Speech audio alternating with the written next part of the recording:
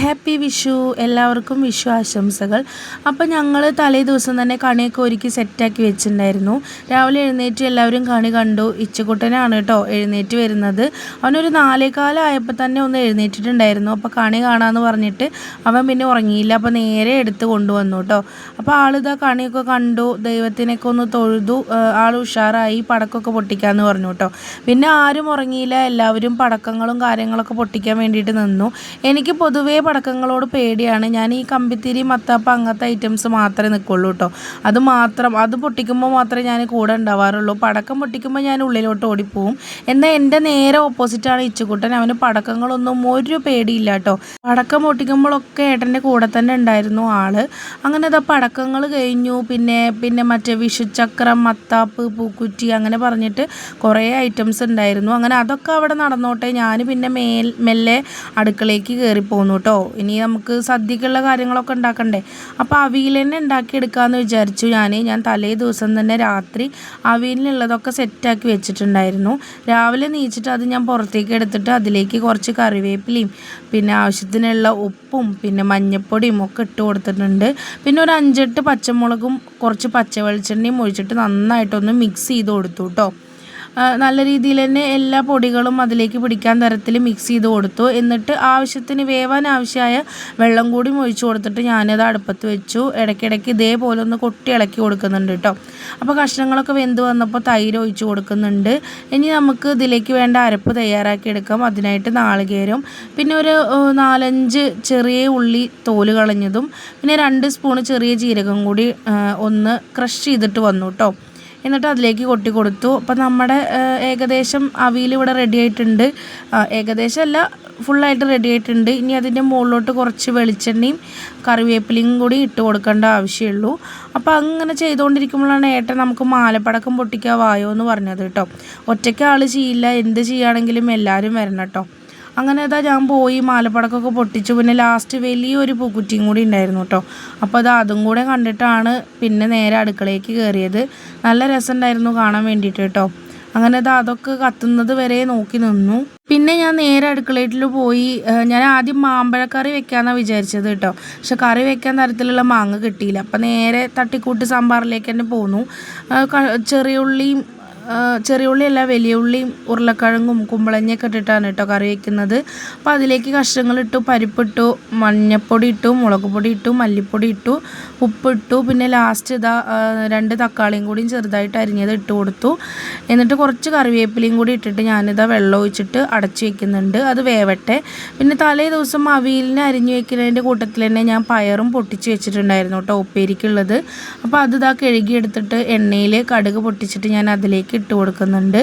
എന്നിട്ട് പൊടികളായിട്ട് മഞ്ഞൾപ്പൊടി, ഒരു 5-8 പച്ചമുളക്, എരിവേ ഇല്ലാത്ത പച്ചമുളക് ആയതുകൊണ്ടാണ് കേട്ടോ ഇത്ര തോനെ പച്ചമുളക് ഇടുന്നത്. അതും പിന്നെ ആവശ്യത്തിന് ഉപ്പും ഇട്ട് കൊടുത്തിട്ട് കുറച്ച് കറിവേപ്പിലയും കൂടി ഇട്ട് കൊടുത്തിട്ട് വെള്ളം ഒഴിച്ച് വേവിക്കാൻ വെച്ചു കേട്ടോ. അതൊന്ന് വെന്ത് വരട്ടെ. അപ്പോഴേക്കും നമുക്ക് ഇന്നലെ കുറച്ച് അപ്പുറത്തെ വീട്ടിൽ നിന്ന് ചക്ക കിട്ടിയിട്ടുണ്ടായിരുന്നു കേട്ടോ. അപ്പോൾ ചക്ക കട്ട് ചെയ്തുകൊണ്ടിരിക്കുകയാണ്. ചക്ക ഇലിശ്ശേരിയും വെക്കാം, പിന്നെ ഉപ്പേരിയും വെക്കാമെന്നൊക്കെയാണ് കേട്ടോ പ്ലാന്. അപ്പോൾ അത് അരിഞ്ഞെടുത്തിട്ടുണ്ട്. അപ്പോഴേക്കും ചക്ക ഉപ്പേരിയും വെച്ചു, ചക്ക എരിശ്ശേരിയും വെച്ചു കേട്ടോ. അപ്പോൾ ഇച്ചുക്കുട്ടന് കുറച്ച് ചക്കക്കറി കൊടുക്കാമെന്ന് വിചാരിച്ചിട്ട് എരിവ് ഇടാതെയാണ് കേട്ടോ ആദ്യം വെച്ചെടുത്തത്. എന്നിട്ട് പിന്നെ കറിവേപ്പിലയും മുളകൊക്കെ ഇട്ടിട്ട് പിന്നെ അതിലേക്ക് കൊട്ടി കൊടുത്തതാണ് കേട്ടോ. അങ്ങനെ ചക്കക്കറിയൊക്കെ റെഡിയായി. എപ്പോഴാണ് ഏട്ടൻ വിളിച്ചത്, വിഷുക്കൈ നീട്ടം തരാമെന്ന് പറഞ്ഞിട്ട്. അപ്പോൾ ഏട്ടന് അച്ഛനും അമ്മയ്ക്കൊക്കെ വിഷുക്കൈ നീട്ടം കൊടുത്തുകൊണ്ടിരിക്കുകയാണ് കേട്ടോ. വെയിറ്റ് ചെയ്തുകൊണ്ടിരിക്കുകയാണ് എനിക്ക് കൈനീട്ടം തരാൻ വേണ്ടിയിട്ട്. അതെനിക്ക് വീഡിയോ എടുക്കാൻ പറ്റിയില്ല. അങ്ങനെ എല്ലാവരും അങ്ങോട്ടും ഇങ്ങോട്ടും കൈനീട്ടം. അപ്പോഴാണ് ലാസ്റ്റ് കുഞ്ഞിച്ചക്കൻ്റെ അടുത്തേക്ക് എത്തിയത് കേട്ടോ. അവനിത് കാല് പിടിക്കുന്നതൊക്കെ കണ്ടിട്ട് ആകെ അന്തം വിട്ട് നിൽക്കുമായിരുന്നു കേട്ടോ. അപ്പോൾ അവനിത് ഒന്നും പറഞ്ഞു കൊടുക്കേണ്ട ആവശ്യം വന്നില്ല. അത് മേടിച്ചപ്പോൾ തന്നെ ആൾ കാല് പിടിക്കാൻ വേണ്ടിയിട്ടൊക്കെ നിന്നു കേട്ടോ. അങ്ങനെ കുറേ വിഷുക്കൈ നീട്ടമൊക്കെ കിട്ടി. പിന്നെ ഞാൻ വീണ്ടും അടുക്കളയിലിട്ട് പോയി. അപ്പോഴേക്കും ഉപ്പേരി ഏകദേശമൊക്കെ ഇങ്ങനെ വെന്ത് വരുന്നുണ്ടായിരുന്നു, കറിയും വെന്തിട്ടുണ്ടായിരുന്നു. അപ്പോൾ ഞാൻ കുറച്ച് പുളി ഒഴിച്ച് കൊടുത്തു. പിന്നെ വെണ്ടയ്ക്കയും മുരിങ്ങക്കായൊക്കെ ഇട്ട് കൊടുത്തിട്ട് ഒന്ന് തിളപ്പിക്കാൻ വെച്ചു കേട്ടോ. എന്നിട്ട് ലാസ്റ്റ് ഇതാ അച്ചാറിലേക്ക് എടുത്ത കായ ഉണ്ടായിരുന്നു, അത് കുറച്ച് ഇട്ട് കൊടുത്തു, സാമ്പാർ പൊടി ഇട്ട് കൊടുത്തു, എന്നിട്ട് വീണ്ടും ഇളക്കി മിക്സ് ചെയ്തു. എന്നിട്ട് അവിടെ വെച്ചു കേട്ടോ. അപ്പോഴേക്കും നമ്മുടെ ഉപ്പേരി ഇവിടെ റെഡി ആയിട്ടുണ്ട്. സാമ്പാറിലേക്കുള്ള വറവും കൂടെ ഇട്ട് കൊടുത്താൽ നമ്മുടെ സദ്യക്കുള്ള ഐറ്റംസൊക്കെ റെഡിയായി വരുന്നുണ്ട്. ഞാൻ ഇത്ര ഐറ്റംസ് മാത്രമേ വെച്ചിട്ടുണ്ടായിരുന്നുള്ളൂ, കാരണം ഇന്ന് ഞാൻ എൻ്റെ വീട്ടിലോട്ട് പോവുകയാണ് കേട്ടോ. പിന്നെ ഞാൻ 2 ആഴ്ച കഴിഞ്ഞിട്ടൊക്കെ വരുള്ളൂ, 2-3 ആഴ്ച കഴിഞ്ഞിട്ടൊക്കെ വരുള്ളൂ. അപ്പോൾ പിന്നെ കുറേ ഐറ്റംസ് ഉണ്ടാക്കി വെച്ചിട്ടും കാര്യമില്ല, അച്ഛനും അമ്മയും മാത്രമല്ലേ ഉള്ളൂ. പിന്നെ ഏട്ടന് അത്ര താല്പര്യമില്ല ഇങ്ങനത്തെ ഐറ്റംസിനോട്. അങ്ങനെ അതും കൂടി ആയി. ലാസ്റ്റ് പപ്പടവും കാച്ചി സദ്യയുടെ കാര്യങ്ങളൊക്കെ അവിടെ അവസാനിപ്പിച്ചു. പിന്നെ നേരെ ഇച്ചിക്കുട്ടനെ കുളിപ്പിച്ചു, വിഷുക്കോടിയൊക്കെ എടുത്ത് കുറച്ച് ഫോട്ടോസും വീഡിയോസൊക്കെ എടുത്തു കേട്ടോ. അപ്പം ഞാൻ കുറച്ച് ഫോട്ടോസും വീഡിയോസൊക്കെ കാണിക്കുക. നല്ല ഭംഗിയുള്ള ഡ്രസ്സായിരുന്നു കേട്ടോ, നല്ല രസമുണ്ടായിരുന്നു, അവന് നന്നായി ചേരുന്നുണ്ടായിരുന്നു. അങ്ങനെ ഫുഡൊക്കെ കഴിച്ച് പിന്നെ ഞങ്ങളിതാ എൻ്റെ വീട്ടിലോട്ട് പോവുകയാണ് കേട്ടോ. നല്ല ഹാപ്പിയാണ്, വീട്ടിലോട്ട് പോകുമ്പോൾ പിന്നെ എന്തായാലും ഹാപ്പി ആവുമല്ലോ.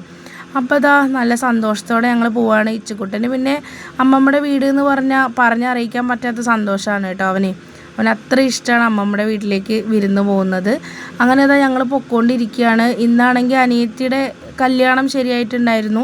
അവരെ വീട്ടിൽ നിന്ന് വിഷുക്കോടിയൊക്കെ കൊടുക്കാൻ വരുന്നുണ്ട് പറഞ്ഞിട്ടുണ്ടായിരുന്നു. അപ്പോൾ ഞങ്ങൾ അവരെയും കൂടി കാണണമെന്ന് വിചാരിച്ചാണ് പോയത്. അങ്ങനെ ഇതാ അവിടെ എത്തി, അവരെയൊക്കെ കണ്ടു, സംസാരിച്ചു, അവർ ഫുഡൊക്കെ കഴിച്ച് പിന്നെ പോയി കേട്ടോ. അപ്പം ഞങ്ങൾ വീട്ടിലെത്തിയപ്പോൾ തന്നെ അമ്മ അവിടെ കാത്തു നിൽക്കുന്നുണ്ടായിരുന്നു കേട്ടോ. അച്ഛനവന് മിഠായിയൊക്കെ മേടിച്ച് വെച്ചിട്ടുണ്ടായിരുന്നു. പിന്നെ രാത്രിയായപ്പോൾ ഞങ്ങളിതാ പൂക്കുത്തിയും മത്താപ്പും ഒക്കെ കത്തിക്കാൻ വേണ്ടിയിട്ട് നിൽക്കുക. അപ്പോൾ അച്ഛൻ കമ്പിത്തിരി എടുത്ത് ഓടുകയാണ് കേട്ടോ ഇച്ചിക്കുട്ടനെ കാണിക്കാൻ വേണ്ടിയിട്ട്. അച്ഛന് ഇങ്ങനത്തെ ഒരു സ്വഭാവം ക്യാരക്ടർ ഉണ്ടെന്ന് ഞങ്ങൾ ഇപ്പോഴാണ് മനസ്സിലായത് ഇച്ചിക്കുട്ടൻ വന്നപ്പോൾ കേട്ടോ. അങ്ങനെ കുറച്ച് പടക്കങ്ങളും കാര്യങ്ങളൊക്കെ പൊട്ടിച്ചു. അങ്ങനെ ഇത്തവണത്തെ വിഷു ഞങ്ങളെ കളറാക്കിയിട്ടുണ്ട് കേട്ടോ. നല്ല അടിപൊളിയായിരുന്നു ഇത്തവണത്തെ വിഷു. അങ്ങനെ എല്ലാവർക്കും ഒരിക്കൽ കൂടി വിഷു ആശംസകൾ നേരുന്നു. അപ്പോൾ വീഡിയോ ഇഷ്ടമായ സപ്പോർട്ട് ചെയ്യണേ. ബായ്.